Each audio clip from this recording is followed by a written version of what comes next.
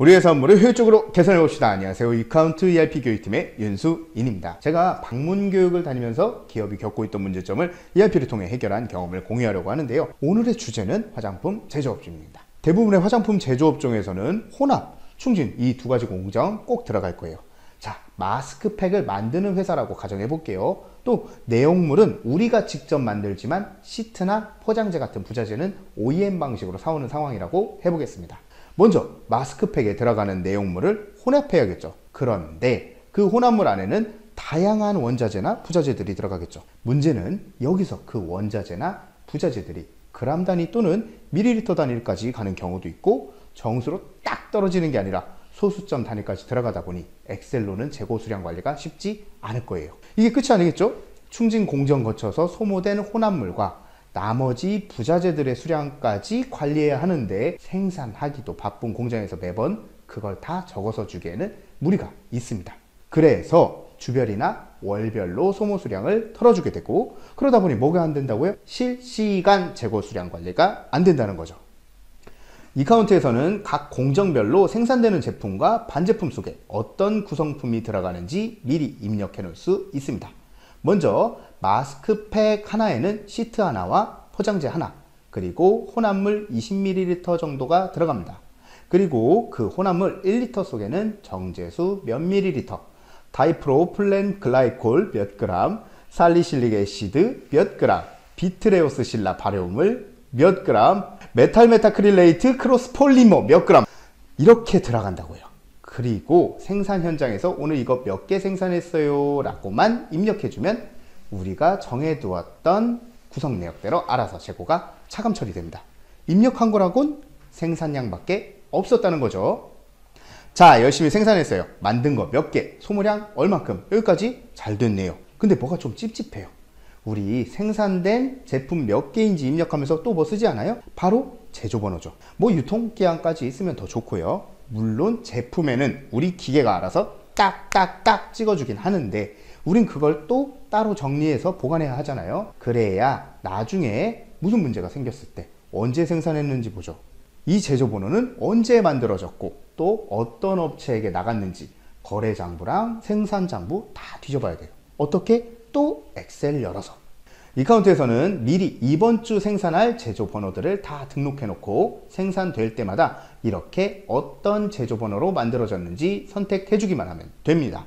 그리고 출고 나갈 때도 이만큼은 이 제조 번호로, 이만큼은 요 제조 번호로 나갔어요 지정해 주기만 하면 끝. 제조 번호별로 현재 재고 수량도 알아서 작성되고 이렇게 제조 번호별 생산 출고 내역도 나옵니다. 이렇게 되면 검색창에 특정 제조만 넣어줘도 금방 이력을 찾을 수 있겠죠. 뭐 유통기한 정도는 당연히 되겠죠.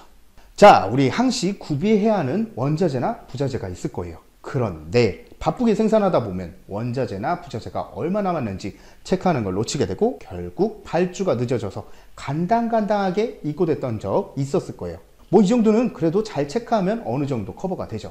그런데 예를 들어 우리 특정 원자재의 최소 적정 재고가 20kg이에요. 오늘 재고 조사했더니 19.8kg이에요. 부족하죠? 이제 곧 떨어질 거예요. 그럼 발주해야겠죠.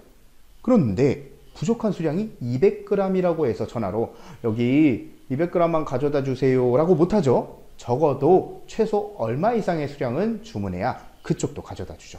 그런데 그거 다 확인해서 자재마다 주문 넣기 힘들잖아요. 이제 슬슬 감이 오시죠. 쉽게 할 수 있는 방법이 있습니다. 자, 먼저 품목 정보란에 품목들의 적정 재고 수량과 이건 어디서 사오는지, 그래서 주문할 때 최소 이 정도는 시켜야 해요 라고 입력해 둡니다. 그럼 생산 시에 자재가 그 이하로 떨어질 때 나 부족해요 라고 알림이 나오고 재고 장부에서 역시 핑크핑크하게 정리돼서 나오네요.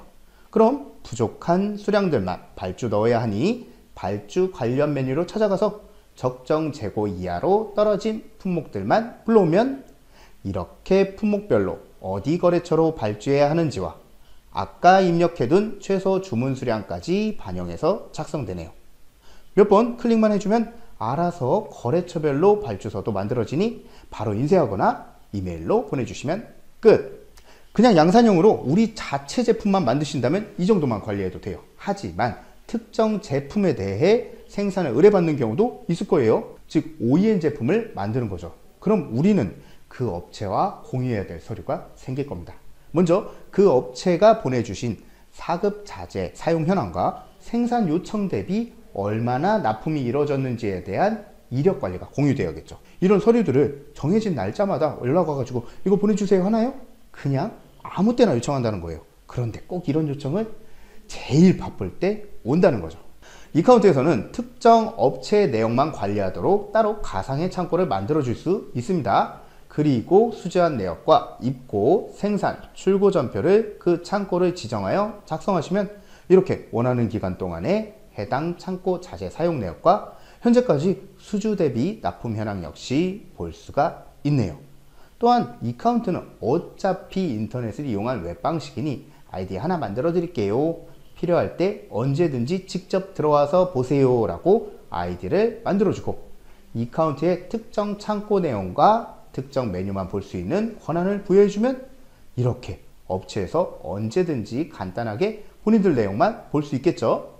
그 밖에 이번 달은 얼마의 매출을 했으며 수금은 현재 얼마가 됐기에 현재 받아야 할 잔금이 얼마인지, 그래서 그 중에 세금 개선서는 얼마를 아직 미발행했는지까지 함께 볼 수 있는 장부와 매달 말일마다 우리가 만든 제품이 도대체 원가가 얼마인지 계산할 때마다 우리 담당자님의 원형 탈모를 만들어주던 원가 내역서가 알아서 만들어집니다.